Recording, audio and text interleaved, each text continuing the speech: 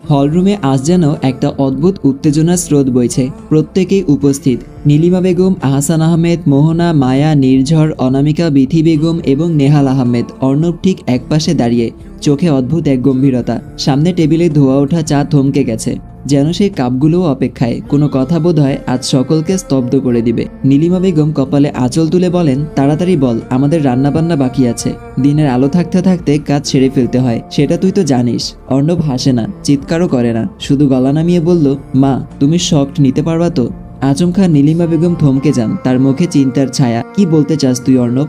আহসান আহমেদ এবার গলা শক্ত করে বলে ওঠেন, হেয়ালি করছো কেন? আসল কথা বলো অর্ণব। সবাই বসে আছি তো তোমার কথার জন্য। সবার চোখ তখন অর্ণবের দিকে। একটা নিস্তব্ধতা, যেন কারো নিঃশ্বাস পর্যন্ত শোনা যাচ্ছে না। অর্ণব বুক ভরা নিঃশ্বাস নিয়ে ধীরে ধীরে বলে, আমাদের ছোট্ট অনুকে খুঁজে পেয়েছি বাবা। কথাটা শোনার সঙ্গে সঙ্গে নীলিমা বেগম উঠে দাঁড়িয়ে পড়েন। কি বললি? আমার অনু? আমার ছোট্টটা? কোথায় ও?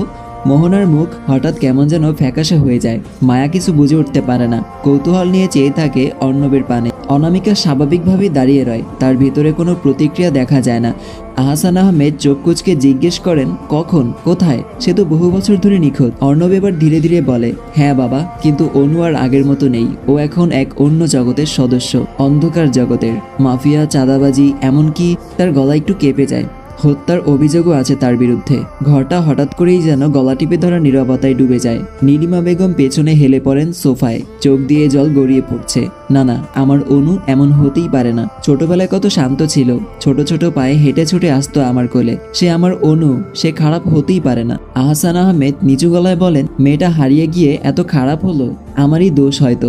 জজ হয়ে কত শত্রুই তো জুটিয়েছিলাম, এজন্যই ওকে হারিয়েছি। আজ কিনা আমার মেয়েই আমার সামনে অপরাধী।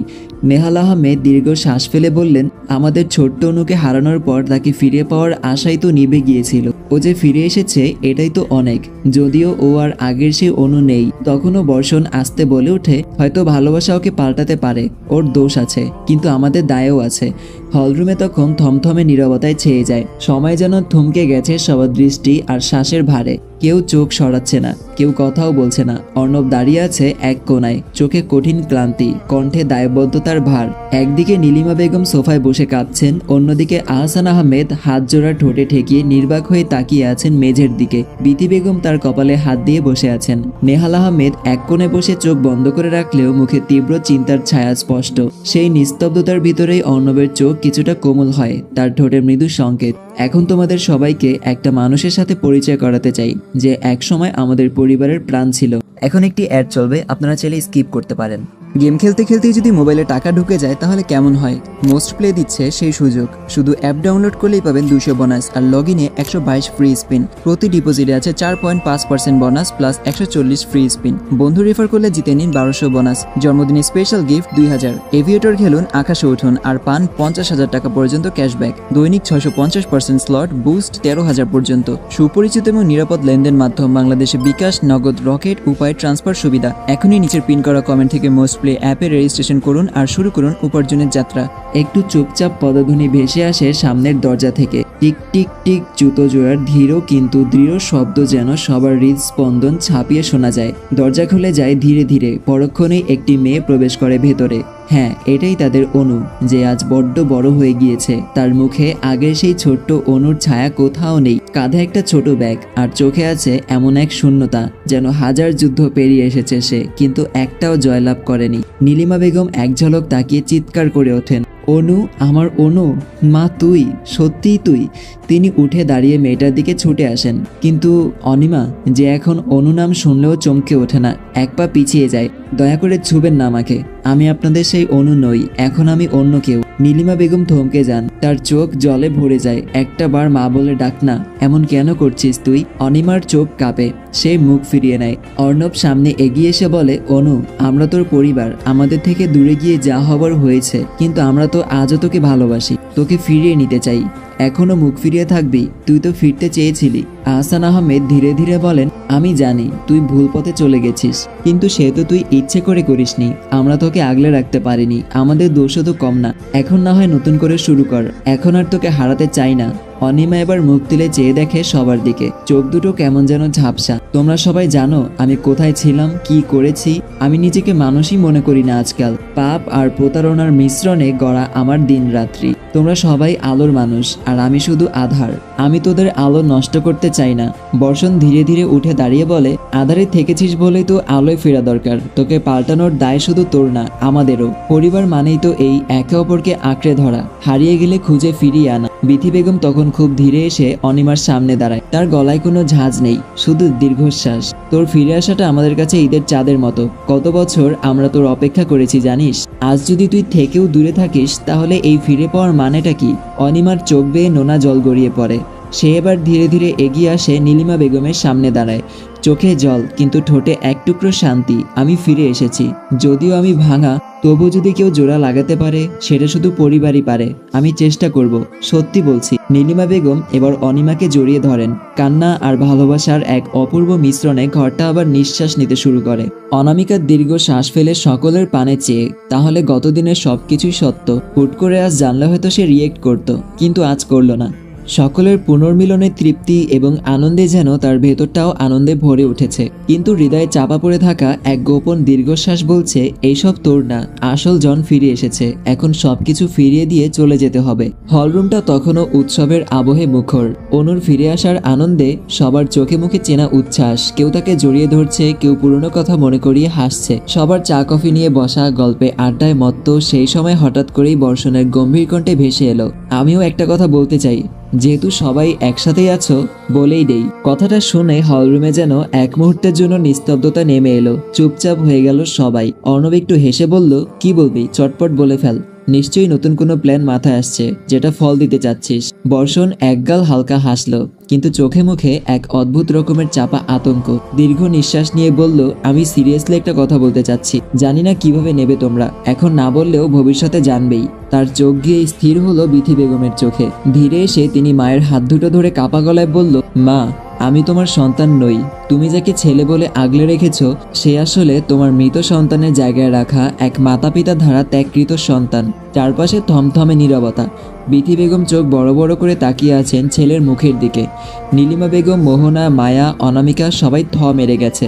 বর্ষণ ধীরে ধীরে বলতে লাগলো, তোমার এবং আমার জন্মদাত্রীর একই দিনে ডেলিভারি হয়েছিল। তোমার জন্মদাত্রী আমাকে চাননি, তাই জন্মের সময় তোমার মৃত সন্তানের জায়গায় আমাকে রেখেছিলেন। আর তুমি আমাকে তোমার ছেলে বানিয়ে নিয়েছিলে। আমাকে পরিচয়, পরিবার, ভালোবাসা দিয়েছিলে। আমার একটা যমজ ভাইও ছিল, তাকে আমার জন্মদাতা রেখে দিয়েছিল জোর করে। আমার জন্মদাত্রীর অনিচ্ছা সত্ত্বেও সেই ভাই, সে আর কেউ না, নির্ঝর।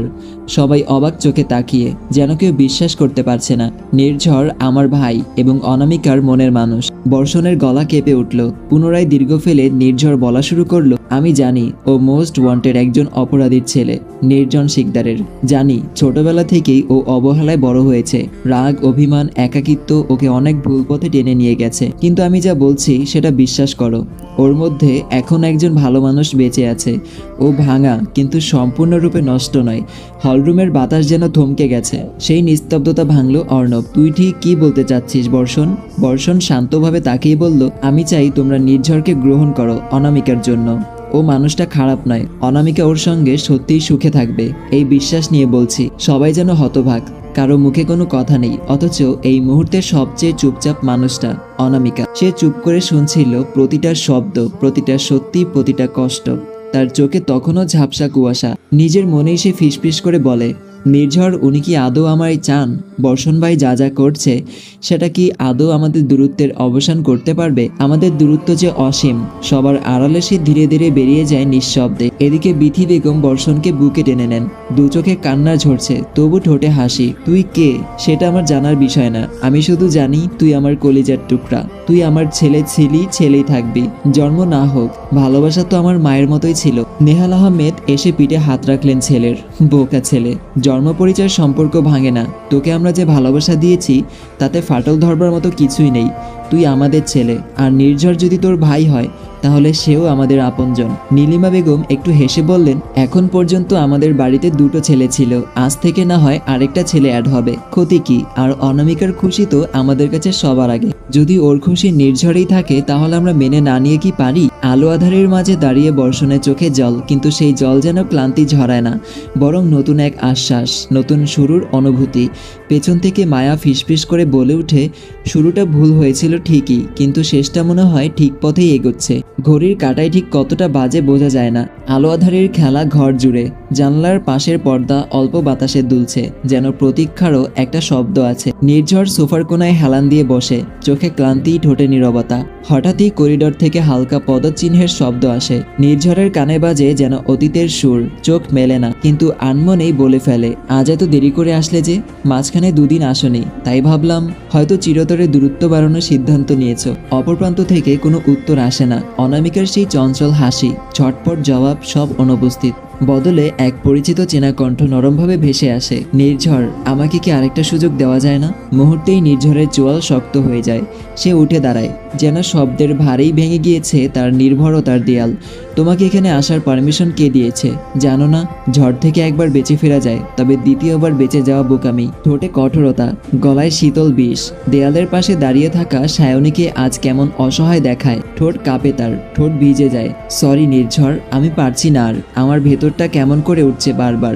সত্যি তোমায় ঠকিয়ে ভালো করিনি আমি। প্লিজ একটা সুযোগ দাও। আমি জানি এখনো তোমার হৃদয়ে আমি কোথাও আছি। নির্ঝরের চোখে বিদ্যুৎ খেলে যায়, কিন্তু সে শান্ত থেকে বলে, নির্ঝর শিকদার সকলকে একটা সুযোগ দেয় কেবল, দ্বিতীয় সুযোগ দেওয়ার প্রশ্নই আসে না। তোমায় ভালোবেসে একবার প্রতারণা পেয়ে আবার পাওয়ার শখ আছে নাকি আমার, যে আরেকটা সুযোগ দেব? সায়নীর গলা কেঁপে ওঠে, কিন্তু সে থেমে যায় না। তবে কি অনামিকা নামের মেয়েটিকে জীবনে স্থান দেওয়ার সিদ্ধান্ত নিয়েছো? নির্ঝরের চোখে কেমন এক জ্বালা, ঠোঁটে শক্ত করে বলে ওঠে, আমার জীবন নিয়ে তোমাকে ভাবতে হবে না। আরেকটা কথা শুনে রাখো, আমি তোমাকে আর ভালোবাসি না, ঘৃণা করি। তুমি আবার আমার জীবনে আসতে পারবে এমন কল্পনা করলে এটা তোমার বোকামি হবে। আর অনামিকা, সে আমার কাছে ভিন্ন রকম, যা তোমার কাছে ব্যাখ্যা করার প্রয়োজনও বোধ করছি না আমি। সায়নী কিছু বলতে চায়, কিছু বোঝাতে চায়, কিন্তু নির্ঝরের চোখের ধাঁধা যেন তাকে গিলে খায়। বেরিয়ে যাও বলছি। নির্ঝরের গলা কর্কশ অথচ শান্ত। অন্যথায় আমাকে যদি তোমায় বের করতে হয়, তখন হয়তো জীবন নিয়ে আর বের হতে পারবে না। সায়নী জানে এটাই চূড়ান্ত। চুপচাপ পিছিয়ে যায় দরজার দিকে, চোখের কোণায় তীব্র অনুতাপ, ঠোঁটে নীরব কান্না। সায়নী পেছন ফিরে আর তাকায় না, কারণ জানে তাকালেই হয়তো নিজেকে আর ধরে রাখতে পারবে না। নির্ঝর দরজার পাশে দাঁড়িয়ে এক পলক দেখে তার চলে যাওয়া। তার মাথায় একটাই চিন্তা আসে, আমি কি সত্যি ওকে ভালোবাসতাম? তাহলে এত সহজে কি করে ফিরিয়ে দিলাম? না, হয়তো এটা ভালো লাগা ছিল, এবং অপর প্রান্ত থেকে ভালোবাসা পাওয়ার লোভ ছিল, যেটা প্রতারণার ধারা ভেঙে টুকরো টুকরো হয়ে গেছে। ভারী একটা দীর্ঘশ্বাস বেরিয়ে আসে নির্ঝরের ভেতর থেকে। হুট করেই একটা কথা মাথায় খেলে যায় নির্ঝরের, অনামিকা কি তাহলে সত্যিই চিরতরে দূরত্ব বাড়ানোর সিদ্ধান্ত নিল? আসসালামু আলাইকুম এভরিওয়ান, আজকের পর্বটা এখানেই শেষ করছি। আর এতদিন গল্প দিতে পারিনি, তাই জন্য আপনাদের সবার কাছে ক্ষমা চেয়ে নিচ্ছি। সো দেখা হচ্ছে পরবর্তী ভিডিওতে। সবাই সুস্থ থাকবেন, ভালো থাকবেন, আল্লাহ হাফেজ।